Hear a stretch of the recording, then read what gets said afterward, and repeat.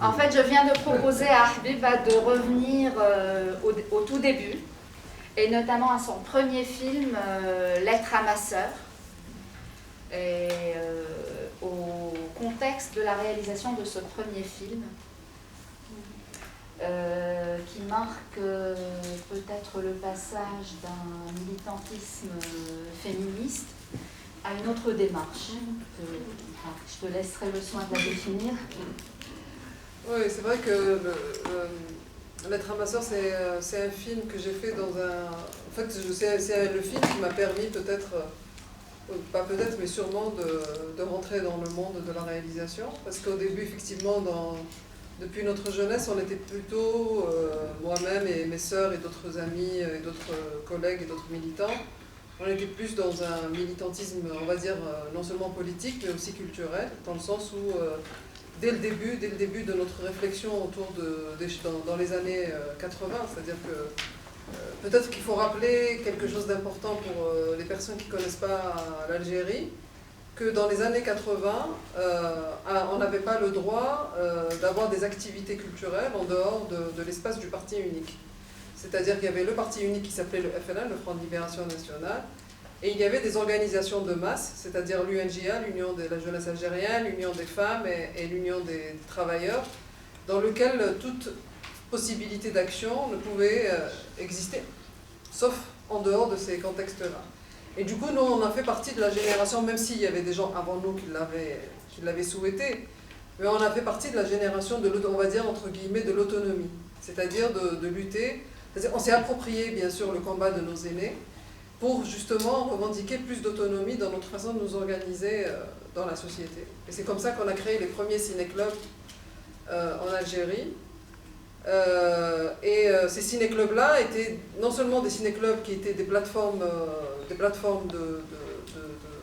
artistiques où on faisait notre éducation artistique, mais en plus de ça, c'était aussi des plateformes de débat et d'apprentissage de la citoyenneté, d'apprentissage politique, au sens très large.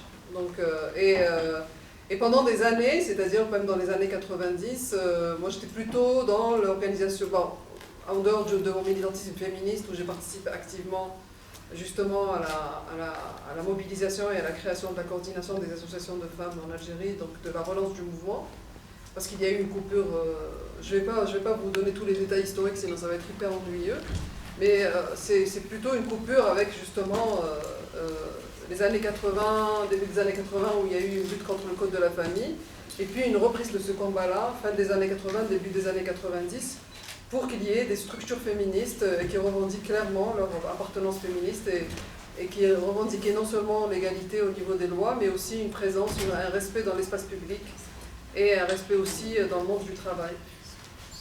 Et donc travailler autour aussi de la question du statut des femmes. Et nous, on avait ces deux militantismes-là, justement, le militantisme politique et engagement féministe, et aussi culturel. C'est-à-dire que nous, on pensait réellement qu'une manière de s'ouvrir vers le monde, c'est de découvrir des films, c'est de lire des livres, c'est c'est par la culture qu'on pouvait justement peut-être s'émanciper, davantage encore plus que par d'autres biais, qui peuvent être des biais aussi intéressants et importants. Et donc on avait participé à la création de beaucoup de ciné-clubs dans plusieurs villes algériennes, et aussi des festivals de cinéma. Voilà. Et en 95, enfin, je crois que tout le monde sait que dans les années 90, vers 92, après l'annulation des élections législatives, le parti islamiste algérien a choisi le passage à la lutte armée. Et à partir de là, on est rentré dans une guerre qui n'arrive pas à être définie jusqu'à présent. Beaucoup de gens disent guerre civile, d'autres gens disent terrorisme, d'autres gens disent guerre contre les civils, d'autres gens disent décennie noire, d'autres disent décennie rouge. Et l'État algérien appelle ça Ma'asat al-Wataniya, c'est-à-dire la tragédie nationale.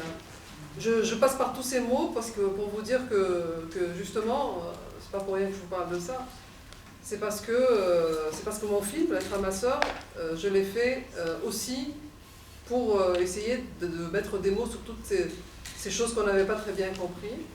Et je l'avais fait autour des circonstances de l'assassinat de ma sœur, Nabila Tchlin, qui était militante féministe aussi, et qui était présidente d'une association très importante dans la région de Tizi Ouzou. qui s'appelait Cri de femme, en kabyle. Donc Nabila a été assassinée par un commando armé à la sortie de son travail.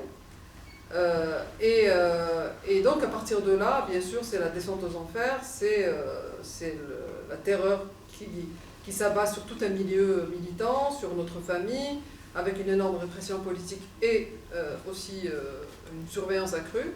Et là, je m'exile en France. Et bien sûr, il me fallait, d'une façon ou d'une autre, prendre la parole par rapport à cette question. Et beaucoup de gens m'ont proposé d'écrire un livre, etc., parce que j'étais déjà dans une écriture littéraire et poétique, mais en fait, cette écriture-là ne correspondait absolument pas à un mode de prise, en tout cas de prise de parole par rapport à ce qui s'est passé. C'est-à-dire qu'en fait, il y avait, quelque part autour des années 90, il y avait une guerre des images par rapport à l'Algérie. C'est-à-dire qu'il y avait beaucoup de gens qui faisaient des images sur nous, mais nous-mêmes, on avait du mal à créer des images sur nous-mêmes. C'est-à-dire qu'il y avait un problème de mettre des images, mettre des mots, mettre des histoires, mettre des récits sur ce que nous étions en train de vivre en direct.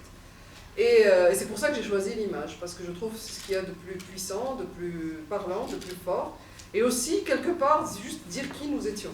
Parce que, pourquoi ?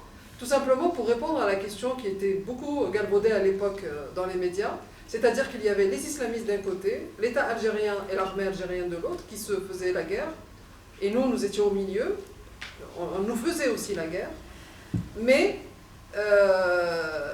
dans les médias internationaux, dans le monde entier, personne ne s'occupait de cette population qui était en train de résister, qui se battait. Et quand il y avait des noms qui étaient cités, genre le nom de ma sœur, c'était juste par prétexte, c'est-à-dire on disait oui, les féministes sont assassinés dans Nabila Djehnine, mais personne ne savait qui était Nabila Djehnine, personne ne savait qui étaient les féministes algériennes, personne ne savait quel était notre combat, personne ne savait quelle était la force et la vitalité de la société civile algérienne. Ce qui les intéressait, c'est les grosses... c'est les antagonistes, voilà, en fait c'est une vision binaire du politique, d'ailleurs on le vit tout le temps jusqu'à présent, et c'est contre cette vision binaire du politique et de ce que nous vivons que je me suis un petit peu révoltée et j'ai construit un propos, voilà. À l'intérieur du propos de Lettre à ma sœur, il se passe beaucoup de choses. C'est en même temps un film intime, mais c'est aussi un film politique, c'est aussi un film sur les femmes, et c'est aussi un film sur la situation post-traumatique. Donc c'est un film qui va concentrer beaucoup de choses. Et c'est pour ça qu'il continue jusqu'à présent à être projeté partout. Et que peut-être qu'il parle à beaucoup d'Algériens, et même dans le monde aussi, parce qu'il a été beaucoup projeté à travers le monde. Et parce qu'il relève, en tout cas, il essaie de soulever beaucoup de questions. Et moi, le plus important pour moi, c'est de sortir de ce manichéisme et de cette bipolarité, et de parler d'un pays complexe, avec plein de questions, et aussi dire qu'il n'y a jamais eu d'enquête sur l'assassinat de ma sœur, et que toutes les personnes qui savent déjà, avant même que les choses ne se fassent, quels sont les responsables, parce que justement, il y a tout un discours idéologique derrière tous ces crimes, et ben, c'était pour moi une façon de leur répondre et de leur dire, mais non, il faut qu'on cherche la vérité. Voilà. Moi, j'aimerais revenir sur quelque chose que tu as dit tout à l'heure, à savoir le rapport entre l'intime et le politique. Et Lettre à ma sœur, c'est une lettre, c'est un texte, et c'est aussi un film qui est une réponse à une lettre reçue de toi, et c'est Nabila qui l'avait écrite.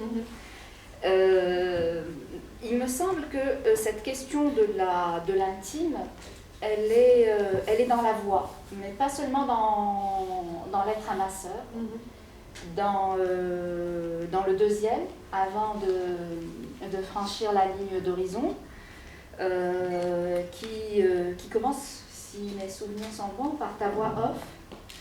Et dans Lettre à ma sœur, tu es présente dès les premiers plans du film. Et dans le dernier film qu'on vient de voir aujourd'hui,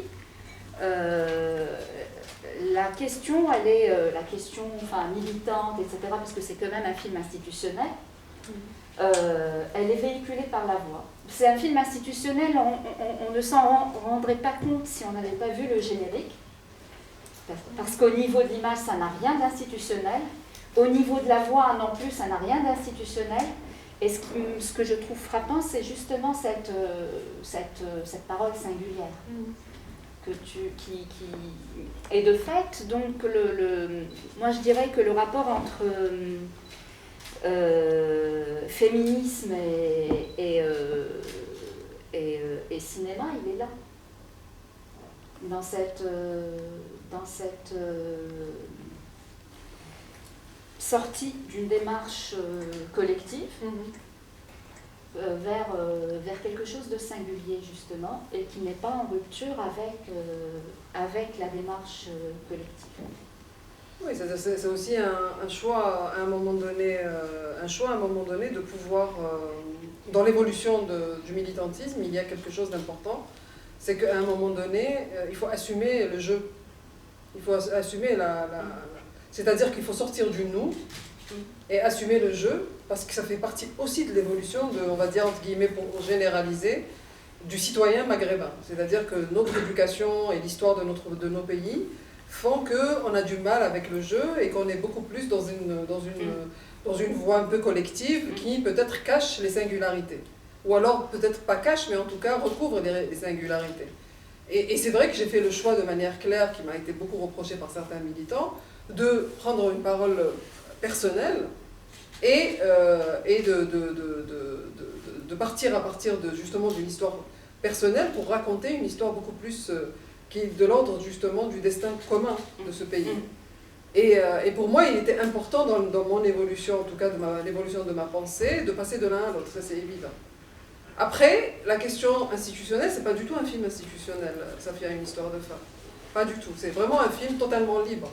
C'est-à-dire qu'à un moment donné, il y a eu les associations de femmes en Algérie avec qui je travaille de façon très proche m'ont demandé de faire ce travail de manière libre, totalement libre. Elles n'ont à aucun moment interféré dans mes choix, ni dans la forme cinématographique, ni dans la façon dont je l'ai fait. Pas du tout, vraiment pas. Et donc moi je ne considère pas du tout que c'est un film institutionnel, je considère que c'est justement parce que je suis féministe et parce que je suis proche de ces associations-là, qu'à un moment donné, ça s'est passé. C'est-à-dire comme il pourrait se passer beaucoup de choses dans la création, où on peut écrire un texte dans un livre collectif, où on pourrait écrire un poème dans une anthologie, etc. Parce que justement, il y a à un moment donné une convergence entre des gens qui travaillent sur le terrain et une certaine écriture. Et pour moi, c'est pas du tout un film institutionnel. Tu vois. Donc ça c'est très important parce que très souvent on pense que les films qu'on considère comme des films de commande, ça je le dis aussi aux jeunes, sont des films institutionnels. Eh ben non, parce que le film institutionnel est une commande très claire et très on va dire, où il y a une sorte de cahier des charges. Alors que là, il n'y a aucun cahier des charges. Tu vois. Et elles ont demandé à plusieurs réalisateurs de faire une proposition de scénario et elles ont choisi le mien parce que justement j'avais une réflexion autour de la question victimaire, ce que les autres n'avaient pas. Et qu'il y avait le point de vue féministe aussi, ce que les autres n'avaient pas. Donc ça aussi c'est des questions, voilà, c'est vraiment au contraire, c'est un peu la démarche inverse en fait, presque, que la démarche institutionnelle. Donc c'est vraiment moi je considère ça comme mon engagement en fait auprès de ces structures associatives parce que ça a été fait en réalité avec très très peu d'argent et c'était vraiment un acte militant. Et sinon, est-ce qu'il y a eu d'autres films produits ou réalisés par d'autres cinéastes qui seraient de l'ordre qui ressembleraient à Safia? Je sais pas, ils ressembleraient. C'est-à-dire qu'avec ce parti pris, comment dire, de prise en charge de son propre destin par la parole. Ça, franchement, je ne saurais pas te dire. Là, comme ça, il faut que je réfléchisse, quoi. Je sais pas. Là, il faut que je réfléchisse. Parce qu'en Tunisie, il n'y a pas eu de production d'images documentaires à moins que je me trompe,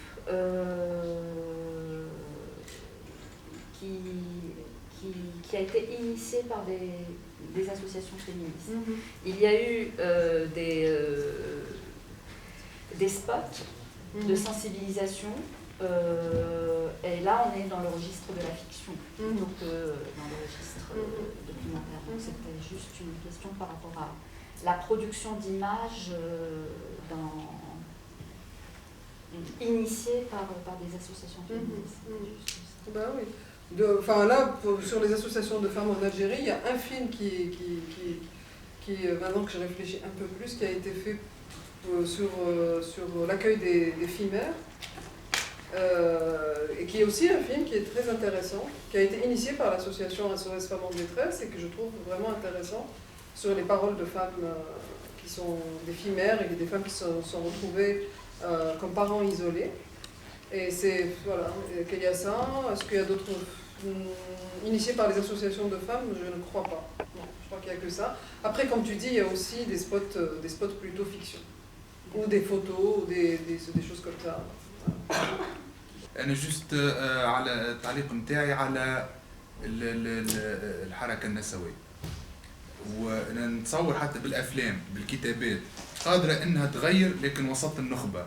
لكن هل مشينا لأعماق المجتمعات العربية اللي هي في الأرياف خاصة، أين ينتفي الوعي؟ معناها المرأة غاديكا تلقى خبزها اليومي كسوا العنف الجسدي أو العنف المعنوي، لأنه في العمل الفني هذا مريناش كان عنف جسدي اللي كان مقبول من ناحية المرأة صافية، اللي كانت مقبول من الأول. معناها كي أول ما ضربها المرة الأولى ما عملتش رياكسيون، بعد ولا عنف جسدي ومعنوي، ومعنوي كان ماهوش أكبر لكن كان على الأقل نفس القدر من العنف الجسدي.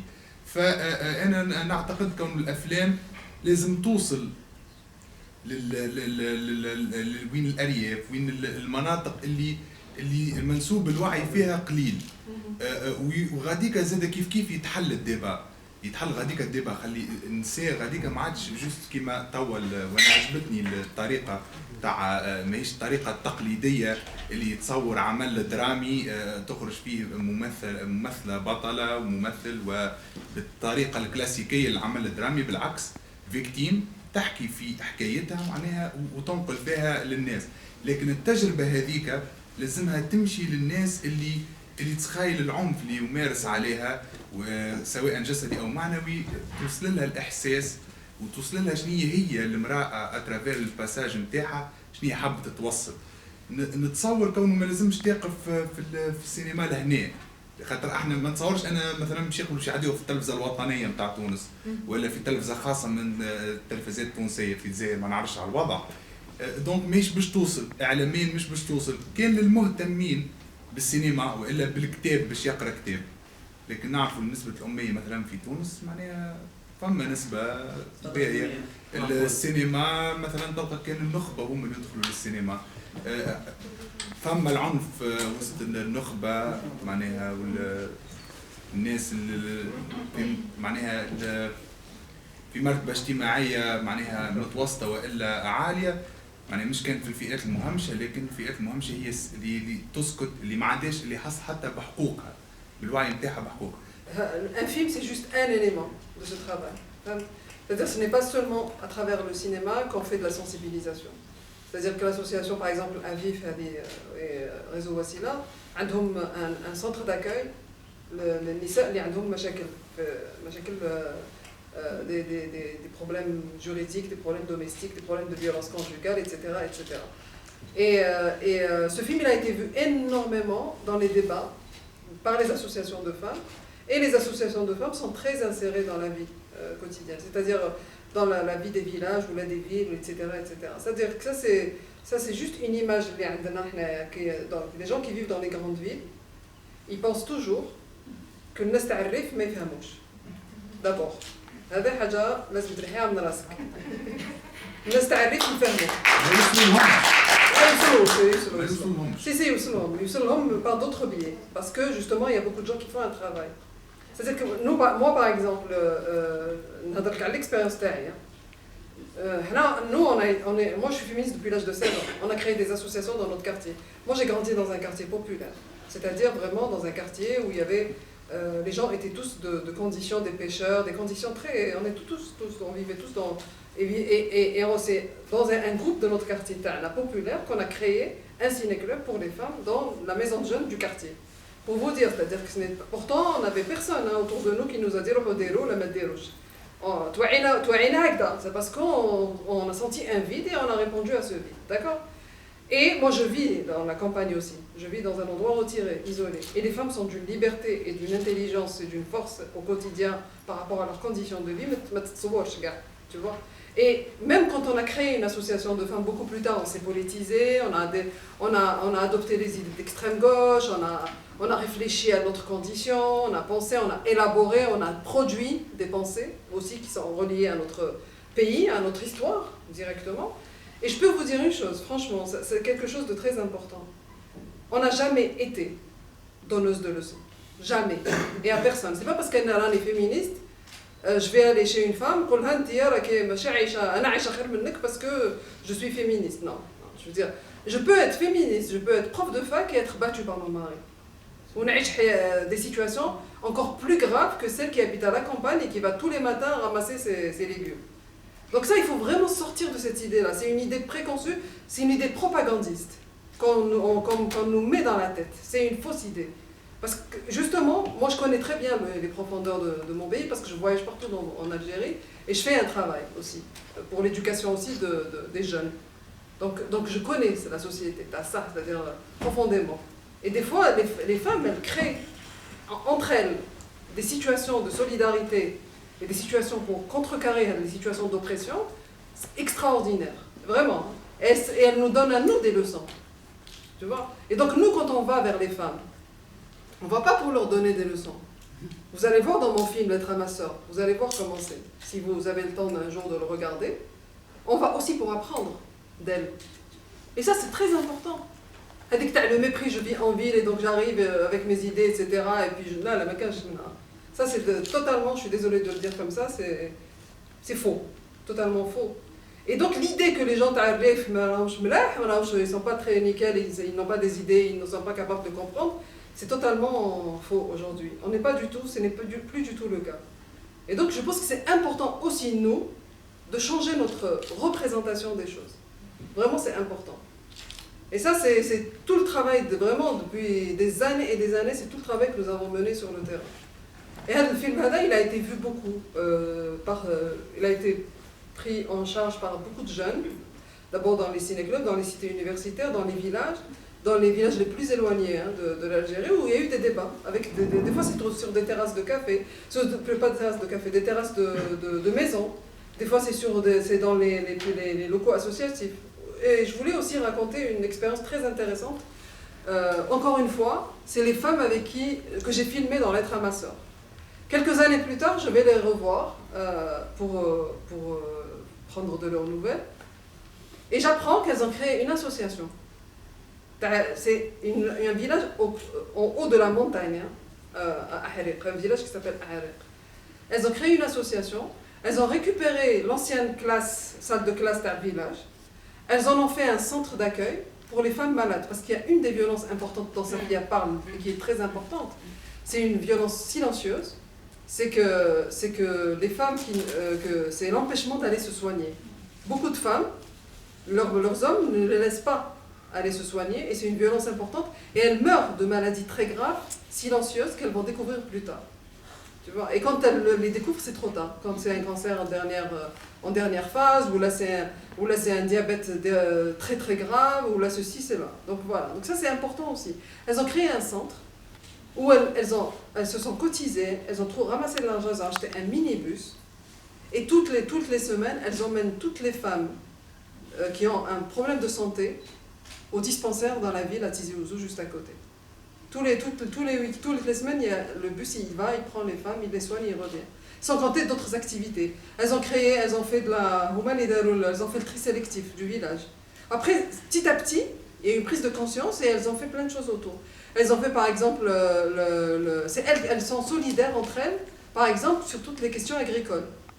Tu vois, par exemple, son mari elle est parti travailler ailleurs, toutes les femmes sont solidaires avec elle pour ramasser le blé, pour ramasser les légumes, pour ramasser les olives, pour qu'elle puisse subvenir à ses besoins et nourrir ses enfants. Et ça, c'est des choses concrètes de la vie quotidienne. Il devait y avoir un film sur ça, et moi je pense qu'il faut qu'elle-même fasse un film sur ça, qu'elle se filme en train de vivre, qu'elle filme elle-même leur expérience. Et ça, c'est un projet en cours.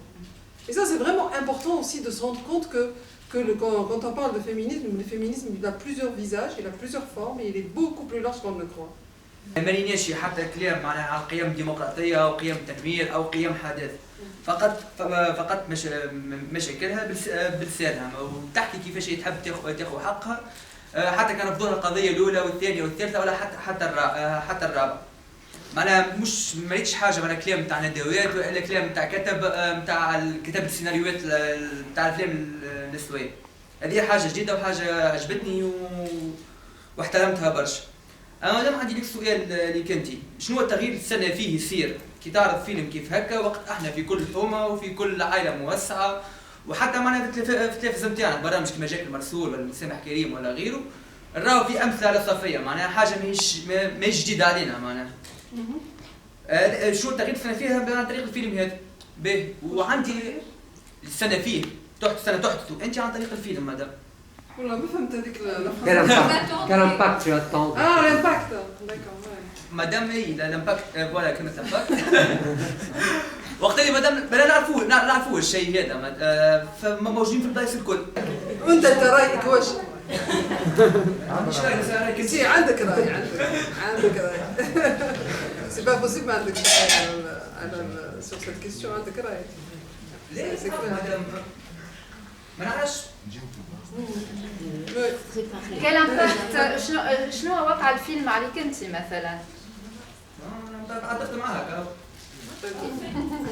سؤال وليني كيفاش كانت الرونكونتر مع صفية كيفاش تعاملت مع الكاميرا كيفاش اللي شفناه اسكو كان تعامل ليبر معناتها ولا عجب كل شيء ولا كان المونتاج كانت قراءة أخرى في المونتاج دونك جوست احكي لي كيفاش الرونكونتر كانت مع صفية اسكو ليدي الفيلم جاي قبل الرونكونتر ولا أنت تعرف l'histoire ومن بعد تعمل الفيلم. J'ai assisté à beaucoup de réunions de l'association, du réseau Wasila, pour écouter comment elle traite les sujets, comment elle discute, comment les avocates parlent de ça, comment elles discutent de ça, comment elles échangent autour de ça. C'est-à-dire vraiment, je me suis beaucoup imprégnée. En fait, j'ai commencé à rencontrer des femmes et à assister aussi à des moments où il y a eu l'accueil de ces femmes victimes de violences. Et quand j'ai commencé à faire ça, c'est vrai que ça a été très difficile. Déjà, j'avais peur de faire ce film. Parce que pour moi, faire un film sur les violences faites aux femmes, c'est très effrayant. C'est très difficile, parce que c'est d'abord psychologiquement lourd d'écouter des récits de femmes. J'imagine. Ouais, c'est très très dur, c'est vraiment très dur. Et voilà. Et donc, j'ai rencontré certaines femmes, j'ai été même les visiter, leur rendre visite chez elles. Et j'avais moi mon idée, j'avais juste une idée. Moi, j'avais pas envie de traiter de la question victimaire de manière frontale, c'est-à-dire genre, oui, je dis que les femmes victimes de violences sont des victimes, au bas d'année, je traite le sujet de la question victimaire. Non, je voulais que ce soit les femmes elles-mêmes qui puissent qu'on construise ensemble le récit de leur histoire et de savoir comment elles s'en sont sorties. Et aussi, l'idée aussi, c'est de pouvoir, comment une femme passe du statut de victime à un statut d'actrice de son destin. C'est-à-dire comment elle devient actrice de son destin. Comment elle se prend en charge, et elle prend en charge tout, elle va aller chercher une asso, blablabla. Et donc c'est ça l'idée. C'est comme ça. Alors après, quand j'ai rencontré Safia, j'ai rencontré beaucoup de femmes. Quand j'ai rencontré Safia, j'ai tout de suite compris que c'était elle. Oui, vas-y. Ah d'accord. Tu veux m'interrompre? Juste, Oui.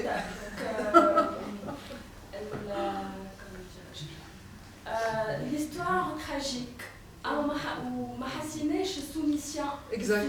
صافية ماريتش معناتها ماريتش سوميسيون ريت مرا فاطمة شنو حقوقها عارفة الأوبجيكتيف اللي هي باش تعمل اللي صار الكل اللي بالحق الديفيرون على الأفلام النسوية اللي رينا قصة قال تعاطفت معاها تعاطفنا ما فماش تعاطفة كتحس بشفقة فاهمة شنو تحب سي سكو جاي ابريسي سي بور سا سألتك اسكو انت عندك حتى الفيلم تصور شنو باش تعدي ولا خليتها هي دونك عديت لها l'histoire نتاعها كيما هي. Non, mais ça se passe jamais comme ça. Un film, c'est un film, c'est-à-dire un film, c'est une construction.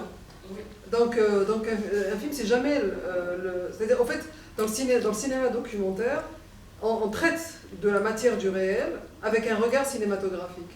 C'est-à-dire qu'il y a toujours une construction. On a travaillé beaucoup ensemble. Alors moi, la différence peut-être avec beaucoup de cinéastes, c'est que je ne fais pas des films sur les gens, je fais des films avec les gens. C'est-à-dire que Safia, j'ai fait un film avec elle. On a travaillé ensemble. C'est-à-dire je lui ai expliqué ce que c'est qu'un film documentaire, je lui ai expliqué ce que c'est que prendre la parole, et on a commencé à travailler. Ça a duré longtemps le travail ensemble, et ensuite j'ai commencé à filmer. Finalement, le tournage n'a duré que 4 jours, en réalité. Combien d'heures mais pas beaucoup. J'ai fait 6 heures de rush, la même cas. Tu vois? Et par contre, la préparation, ça a duré très longtemps. Voilà. Et c'est ça qui a duré, c'est comment on a construit ensemble les choses. Parce que d'abord, je l'ai écouté, je l'ai enregistré, j'ai découvert sa voix, j'ai découvert son itinéraire, j'ai découvert son récit, et après, on a commencé à construire ensemble comment elle peut élaborer autour de ça. Parce que c'est toute une élaboration. D'accord? Après, il y a une différence entre les images. Au début, elle voulait être face caméra et raconter. Après, elle me dit, je ne peux pas être face caméra parce que mon oncle et ma soeur ne sont pas d'accord. J'ai dit, ok, pas de problème. Et là, j'ai reconstruit mon scénario, j'ai reconstruit mes images, j'ai refait j'ai construit d'autres séquences. Et c'est ce que vous avez vu. Et donc, voilà, c'est comme ça que ça s'est passé. Après, elle m'a imposé d'autres choses. Je veux pas d'homme dans la maison, je veux pas ceci, je veux pas cela. J'ai dit, tout ce que tu veux, on le fait. Et elle voulait pas du tout qu'il y ait une équipe de tournage. Du coup, j'ai filmé moi-même. Et tout ça, c'est parce qu'elle voulait être juste seule avec moi. Tu vois, donc j'ai pris deux stagiaires que j'ai recrues, à qui j'ai demandé de venir prendre le sang. Et elles sont venues à des moments juste une fois, une heure. Parce que c'était impossible que je le fasse toute seule. Sinon, tout le reste du temps, je prenais moi-même le sang. Et donc c'était vraiment ça, elle a imposé des choses parce qu'on est ensemble et parce que je respecte son itinéraire, parce que j'ai une certaine éthique dans la façon dont je fais mon métier. Et du coup, j'ai vraiment tout respecté, tout bien. Pire que ça, j'ai été encore plus loin avec elle. Au moment du montage, j'ai fait une première mouture et elle a transformé le montage et on a retravaillé ensemble son récit dans le montage. Je veux parler de ça, je veux parler de ça, non, ça tu l'enlèves, ça tu le laisses, etc. Et c'est à partir de là que j'ai construit son... Mais tout ça, c'est de l'élaboration. Après, comme on est dans un ciné-club, je vais parler d'une dernière chose sur la question de la forme cinématographique, sur la question du son. Toute la bande sonore a été créée par la suite. C'est-à-dire qu'en fait, il y a les images, il y a le récit, et il y a le son, toute la bande sonore, c'est-à-dire l'ambiance sonore. L'ambiance sonore, je l'ai écrite après. Parce qu'il fallait que je reproduise le bruit de la maison. Et c'était pas possible parce que je n'avais pas assez de matériel au moment du tournage. Parce que c'était pas possible d'avoir un ingé son. Donc le son, je l'ai construit par la suite. Et j'ai construit et ça, j'ai envie de dire une chose, c'est qu'au niveau du son, il y a plusieurs choses. Les gens pensent que le cinéma, c'est juste le reflet qu'il y a une certaine réalité dans le cinéma. Non, il y a du réel, mais pas de la réalité. La réalité, tu l'as reconstruite. C'est toi qui l'as reconstruit dans ton travail. Mais en respectant, dans une certaine éthique, tout ton travail d'écriture et tout le travail en rapport avec les protagonistes. Ça, c'est très important. Voilà, donc c'est vraiment une véritable responsabilité que tu prends face à tout ça. Juste voilà. Pour rebondir, Habiba, puisqu'on parle de parti pris, le parti pris d'être en intérieur. Comment ça a été travaillé? Parce que bon, on a quelques plans d'extérieur. Il y a un plan filmé d'ailleurs à partir de la maison où on voit un toit. Un bout de toit. Voilà, un bout de toit. Et puis il y a la fin du film il s'apprête à monter. Et donc, comment ça a été travaillé au niveau de le parti pris, comment ça a été réfléchi et pensé? À partir du moment où Safia ne voulait pas être filmée en direct, en train de parler à la caméra, parce qu'au début, je l'ai très bien imaginé, face caméra. Très très bien imaginé. C'est-à-dire que c'était pour moi, elle avait non seulement la capacité, le visage, la forme, la volonté, le courage de le faire, hein, vraiment. Je pense qu'elle aurait pu être très très bien. Ensuite, dès qu'elle me dit je veux pas être face caméra, je veux pas que mon visage apparaisse, là, sa maison d'un seul coup comme un déclic devient le personnage important, en fait le personnage à partir duquel le film devait se construire. C'est-à-dire au lieu d'aller sortir faire des balades qui sont complètement artificielles, tu vois, qui n'existent pas dans sa réalité à elle, tu vois. Et sa réalité c'est la maison. C'est cet espace qu'elle a construit pour elle et ses enfants et pour se protéger du monde extérieur et de tout ce qu'elle subissait. Et sur lequel porte une partie de son récit. Et complètement, parce qu'elle parle de la construction de cette maison. Les bouts que j'ai montrés, c'est des bouts pour montrer que c'est un bidonville. Malgré toute la beauté qu'il y a à l'intérieur de cette maison est un bidonville. C'est un bina mafawdawi. Donc c'est avec des bouts de ferraille que cette maison est construite. Et après, donc, ce parti pris est clairement... voilà. Et après, elle, à un moment donné, c'est elle qui me dit, j'ai envie de sortir, j'ai envie d'aller à Yad el-Fath, parce que pour moi, c'est un moment... parce que c'est un espace pour moi qui évoque la liberté. C'est elle qui me dit ça. Et je lui dis, bah, on y va. Et donc, ça devient la dernière séquence du film. Voilà. Donc, c'est vraiment une construction qu'on a fait ensemble. C'est bon. بون عندي حاجتين باش نقولهم. الاولى الفيزيون تاعي على الفيلم انا بوان دو فيو ان سبيكتاتور مانيش لا سينياست ولا حتى شيء. الثاني سكي اون كيستيون. بون لا بروميير سي بوغ اتر اونيت نحس الدورتي نتاع الستوار نتاع صافيه في كلامك في شخصك. سيت فام كي ا بيردو سون فرير سي بارون ومن بعد elle a perdu même sa vie comme vous avez dit. Mais pour être honnête حسيت الستوار نتاع صافيه في برا معينه والفيلم تاعك في برا معينه.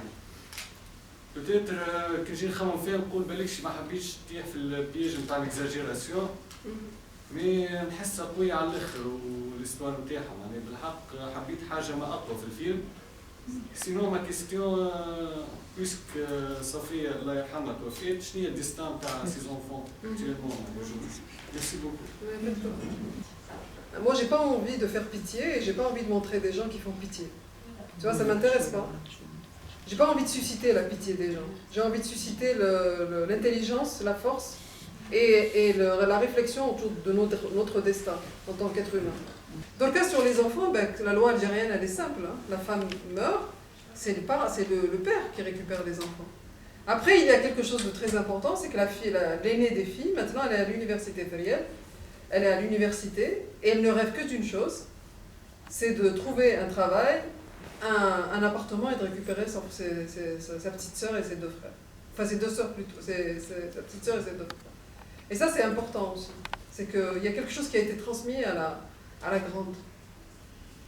grande des filles et qui va se perpétuer dans ce geste-là de dignité, je pense. Merci beaucoup. Maria Thiès. Je voulais te remercier pour le film. Je ne l'aurais pas classé dans un film traitant de la violence conjugale, mais beaucoup plus du féminicide en fait. Pour moi, c'est le cheminement, justement. On considère toujours le féminicide comme étant un homicide, justement, contre les femmes et un homicide qui prend pour cible les femmes. Mais vraiment comme un homicide immédiat, on va dire. Sauf que ce que montre le film, et quand on voit plein de récits de femmes, et ça fait partie, son mari ou son ex-mari serait aussi coupable pour moi de homicide, parce que le fait de mener à bout, en fait, physiquement, cliniquement, un être humain, une femme, c'est exactement ça. En fait, pour moi, je considère que la définition du féminicide est à revoir et à réouvrir justement, parce que on s'arrête toujours à l'immédiateté de l'acte. L'immédiateté de l'acte. Sauf que très souvent, il prend 10 ans, 20 ans. Exactement. Alors, autre chose, je voulais reprendre un peu par rapport à ce qui se disait tout à l'heure, par rapport aux luttes féministes, au mouvement féministe, et entre autres au mouvement féministe autonome, comme en Algérie et en Tunisie également. Ces luttes-là, elles ont peut-être été portées par des femmes d'une certaine élite Mais elle a toujours été et elle a toujours pris son ancrage dans la réalité des femmes, en fait. Exactement. Et à partir du vécu et du quotidien des femmes. Et donc, cette lutte-là, elle ne vient pas de nulle part. Et la réflexion, elle ne vient pas de nulle part. Malheureusement, ils sont sortis, le groupe de jeunes a quitté la salle. Mais j'aurais vraiment voulu dire que même par rapport à la Tunisie, toi tu as répondu sur le pendant algérien, mais même par rapport à la Tunisie, la lutte des femmes tunisiennes, elle ne s'est pas faite. Et là, les choses ont évolué quand on voit un peu la loi cadre autour des femmes, autour des violences justement faites aux femmes, etc., qui a été votée, qui a été adoptée, etc. Ça n'est pas venu de nulle part. C'est venu justement d'une lutte acharnée, d'une lutte quotidienne et surtout d'un lien très très fort avec les femmes victimes de violences. Ces revendications au quotidien, et depuis Emel peut aussi en attester, en témoigner, c'est une lutte de plusieurs générations, là depuis 20, 30, 40 ans, pour l'abolition de toutes les formes de violence et de discrimination à l'égard des femmes. Et c'est véritablement par un réel ancrage, comme je disais, dans le quotidien. Je suis d'accord.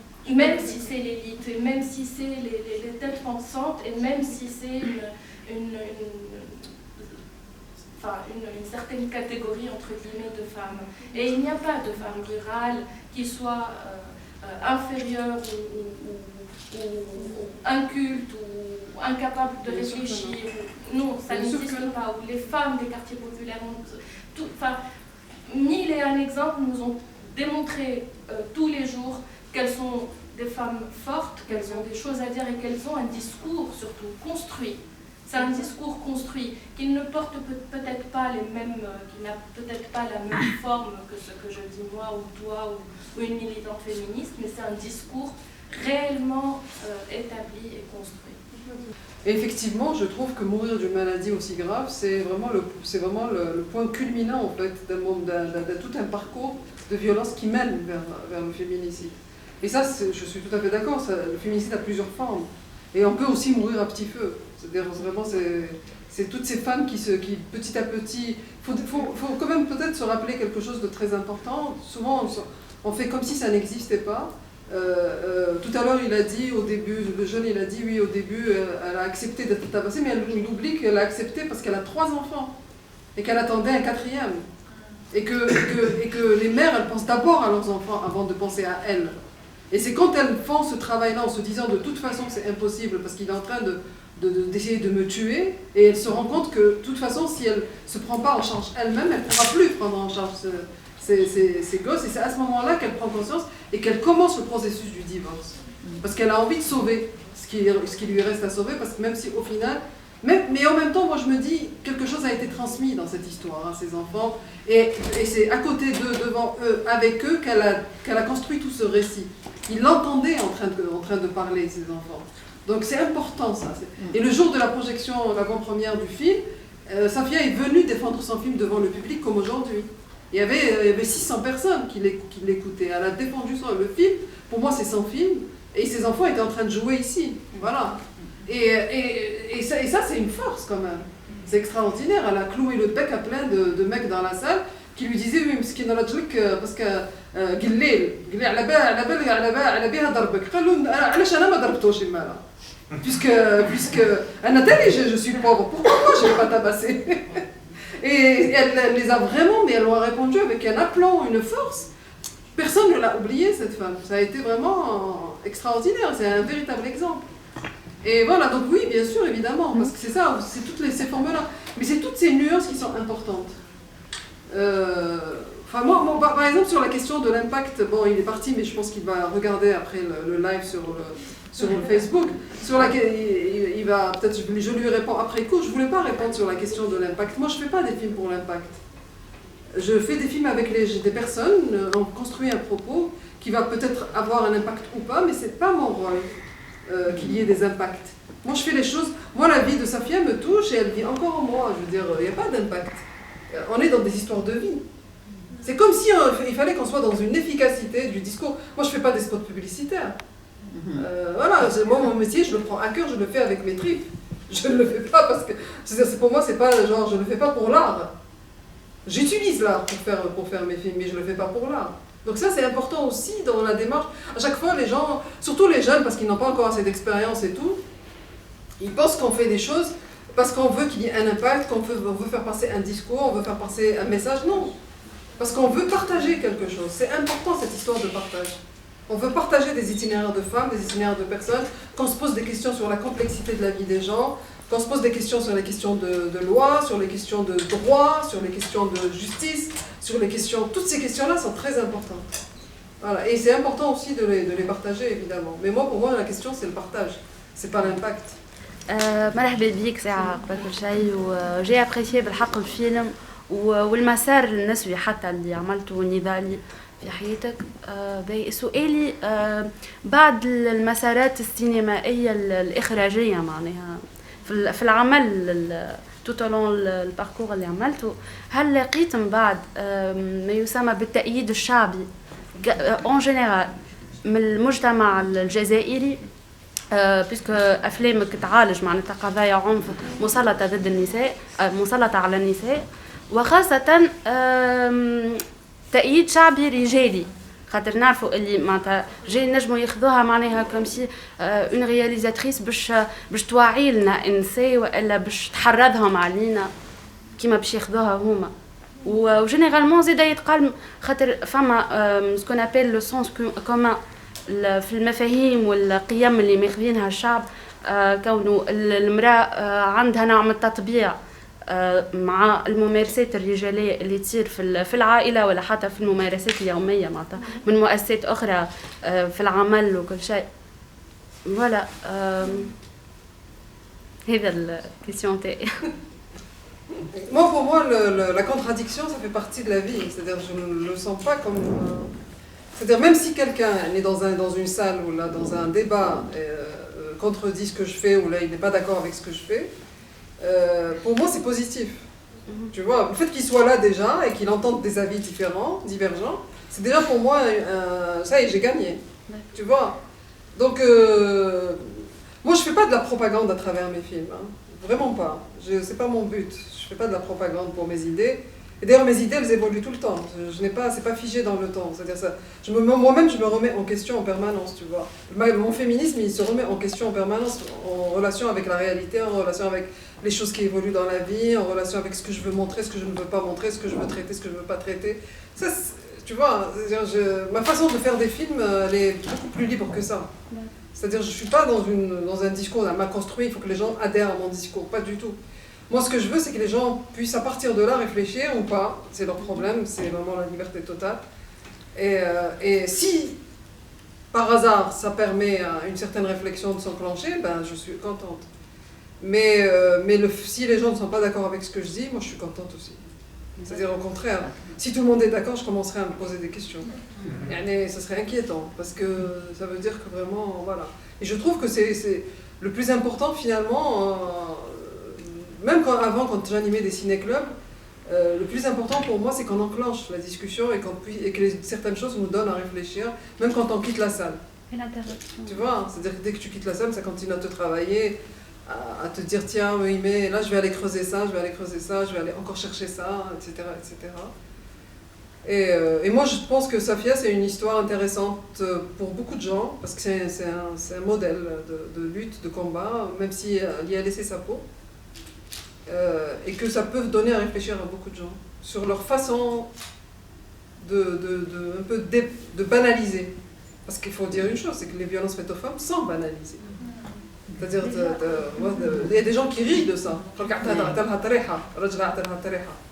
ne sais pas si vous dites la même chose ici, le mot tereha, je ne sais pas si vous dites tereha. Et donc, comment faire en sorte que ça devienne, qu'on ne tombe pas comme ça dans la banalisation? déjà من أهم الجمل اللي قالتهم صفية في الفيلم وعجبتني على الآخر حياتي بديت بعد الطلاق. Exact. هذه ما نسمعوهاش برشا معناتها في النساء المطلقات من بعد الطلاق في العادة هي معناتها تدرك ديبرسيون ولا سي اون رياليتي. يعني كونه فما فرصة أخرى بعد ذلك ولا فما حابب أتفاعل معاك يا حبيبة. Juste le fait que les gens a réfléchi, c'est déjà un impact. Exactement. Vous attendez un impact. Oui, mais ça c'est pas mon problème, c'est son problème. En fin de compte, il y a un impact. Mais c'est pas à moi de décider, c'est pas si tu me dis quel est l'impact. Mais vous travaillez sur ça. Pas vraiment. Pas vraiment, non. J'ai jamais travaillé sur l'impact de mon travail. Je me suis jamais posé la question. Vraiment, hein, je parle sincèrement.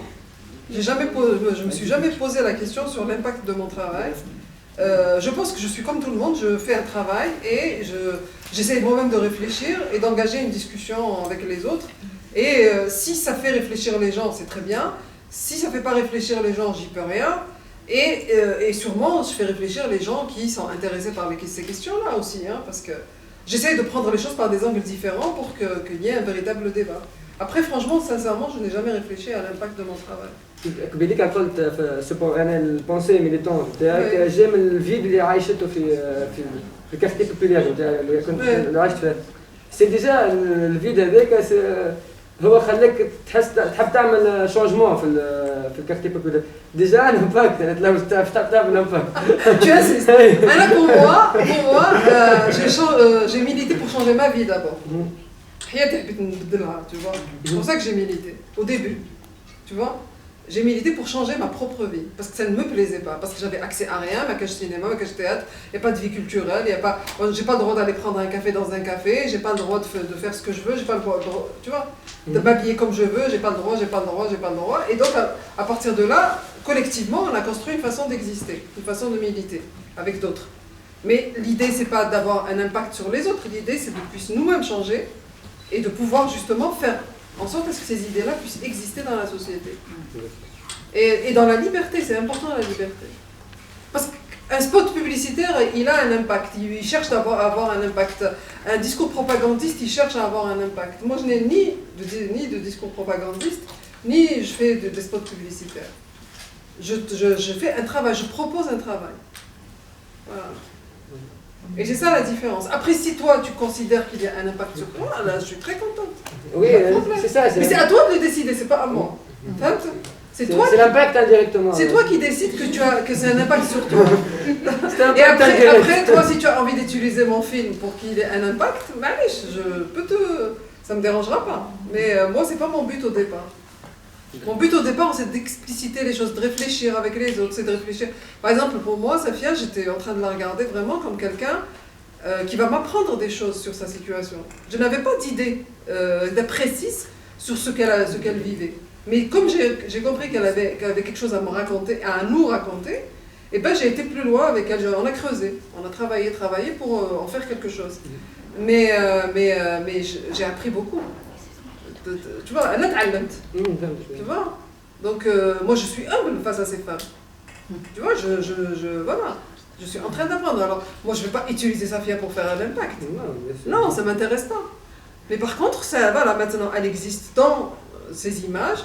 Son parcours est connu, on peut l'écouter, on peut l'entendre. Si on a envie d'en faire un exemple et de réfléchir avec elle, même en son absence, sur comment faire contre les violences faites aux femmes, ben مرحبا.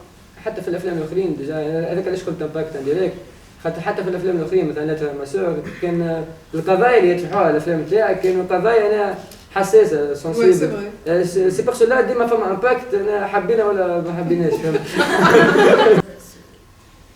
Pas seulement le mari qui est violent. Même, je trouve qu'il y a deux institutions qui sont violentes, peut-être plus que le mari. On ne sent pas un huis clos entre Mra ou Rajl ou Binet Bradron ou la femme qui se retrouve prise dans un filet de violence conjugale. On sent les deux familles très présentes dans le récit. Et puis il y a l'institution judiciaire. Complètement. Donc, quitte à me faire lâcher par la salle, je comprends un peu dans les 600 personnes, la projection, les hommes qui ont ce sentiment de dire parce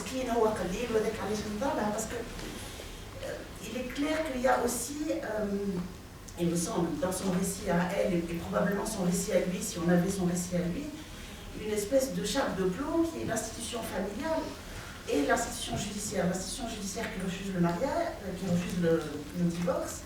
Et de ce dont je me souviens, à la première violence, elle s'en va et elle va dans sa famille. Donc je peux imaginer que les retours successifs ont été aussi, ont eu pour origine une espèce d'obligation sociale et familiale à ne pas disloquer la famille et que peut-être les deux se sont retrouvés comme souvent dans des situations comme ça. Évidemment, il y a toujours le mari qui frappe la femme, c'est beaucoup plus toléré dans la société. Mais j'ai plus entendu une histoire où il y a des violences sociales et des violences judiciaires qui viennent s'ajouter à une situation de pauvreté, de misère. Voilà. Il y a toujours des raisons qu'on peut trouver, entre guillemets, et on peut aussi construire un peu comment ces processus de violence existent et surviennent dans un cadre familial. Ce qui est intéressant chez Safia, et c'est pour ça qu'elle m'a intéressée, c'est que c'est une femme qui réfléchit tout ça. Elle sait très bien. Son discours est très clair là-dessus. Enfin, son discours, c'est même pas un discours, c'est un récit. C'est un récit qu'elle a élaboré. C'est-à-dire qu'elle est actrice de l'élaboration de ce récit-là parce qu'elle a compris ce qui lui est arrivé. Elle sait très très bien que parfois son mari est faible et qu'il n'a pas pu affronter sa famille, sa belle famille, et qu'il s'est laissé faire, et qu'il n'a pas pu, qu'il allait chercher du travail très loin, et qu'il revenait, etc. Mais elle voulait être une alliée de son mari. Il en a fait une moins que rien. Et c'est là où où commence la violence. C'est-à-dire, elle veut être une femme à part entière, elle a vendu ses bijoux pour construire cette maison. Elle les a mis à Halton pour construire cette maison. Elle a fait des gestes très forts de construction et de main tendue vis-à-vis de son mari, qui se sont soldés par encore plus de violence. Parce qu'il s'est senti encore plus oppressé. Parce qu'on est dans des sociétés où l'homme aussi dans sa masculinité doit être considéré comme un roi. Ça, c'est la réalité. Et il ne se remettra jamais en question. Et quand elle l'emmène justement auprès de la justice, il lui dit « Tu veux récupérer ta maison, toi-même tu m'appartiens ». Et ça, c'est une phrase clé dans son propos. C'est-à-dire qu'elle n'est rien. C'est-à-dire qu'elle, pour lui, elle est rien. Même elle, son corps, ce qu'elle est, lui appartient au mari. Et c'est là qu'il y a un problème. C'est là que se situe le gros problème. Et pourquoi il n'est plus possible qu'elle tienne et que le divorce est la seule solution.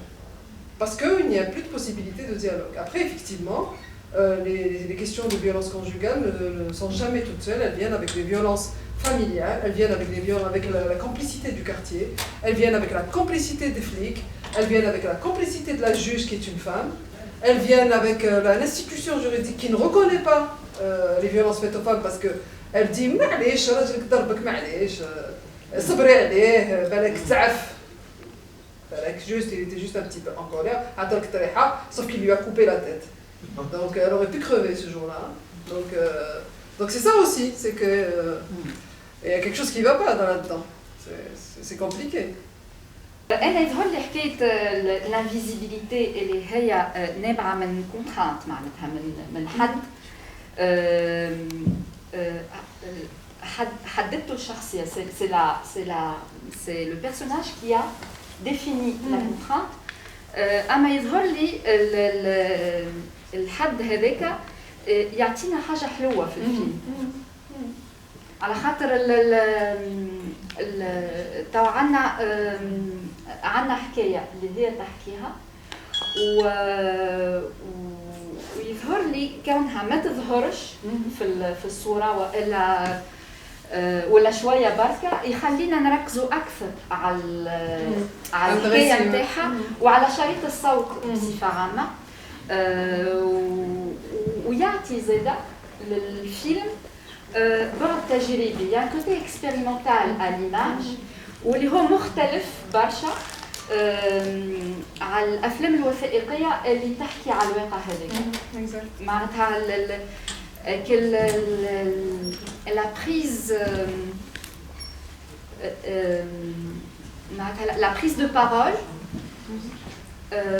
a été à l'origine d'un parti pris esthétique que je trouve très très fort et qui est aux antipodes d'un traitement direct de la question, même si le récit est direct. Hein. Exactement. Le récit est direct, l'image ne l'est pas. Et donc ça a créé une forme très très singulière, qui est ta parole à toi. Ouais. Parce qu'il faut créer un espace pour accueillir une parole. Parce qu'une parole dure, une parole d'une victime est toujours très difficile à entendre. C'est-à-dire que, en fait, moi j'ai beaucoup travaillé sur la question de la parole des victimes qui se sentent très souvent pas mal entendues, et parfois même dans une parole inaudible. Voilà. C'est-à-dire à tous les niveaux, pas seulement les victimes de violence conjugale, les victimes de guerre civile, les victimes de torture, les victimes toutes sortes de victimes, par exemple de répression politique. C'est très difficile pour une victime de pouvoir sortir de sa souffrance et de livrer une parole. Ça, c'est un processus très difficile. Et c'est encore une fois, le garçon est sorti, parce que je voulais lui répondre par la suite, mais il est sorti. Mais les gens ne se rendent pas compte à quel point c'est un travail de malade pour les victimes de pouvoir prendre cette parole. C'est vraiment très difficile. Et comment nous, en tant que cinéastes, on peut accueillir cette parole-là et la restituer dans le respect et dans quelque chose qui ressemble à la personne, qui porte cette personne, qui porte sa parole, qui porte ce qu'elle dit, qui porte son émotion, qui porte ses silences, qui porte sa vie, tout ça. C'est des vraies questions. Et chaque instant est réfléchi. Parce que, comme je disais tout à l'heure, les gens, ils disent, il y a des gens qui m'ont dit, oui, mais toi, tu nous as mis face à la réalité. Et moi, j'ai mis personne en face de la réalité. La réalité est beaucoup, beaucoup, beaucoup plus grave que ce que vous avez vu dans ce film, mais beaucoup plus grave. Et ça, c'est vraiment important de le sentir et de le comprendre. C'est-à-dire, ce qu'on raconte dans ce film, c'est 1/1000 de la réalité. Et un film, il n'est pas là pour raconter la réalité, il est là pour donner à voir une portion infime du réel. Mais infime. Et cette portion infime devrait faire réfléchir, justement. Voilà. Et donc, c'est vrai que c'est toujours une question très compliquée. Qu'est-ce qu'on montre, qu'est-ce qu'on ne montre pas? Et moi, c'est vrai que j'ai fait le choix dans mes films d'être justement dans cette subtilité.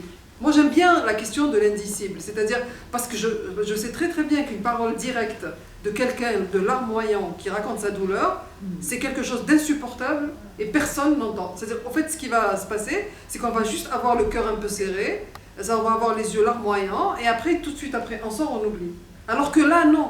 Là, on a un parcours de femme solide, vraiment, avec bien sûr, un traitement cinématographique, sinon ce serait du journalisme et je ferais juste, il y aurait juste un enregistrement audio.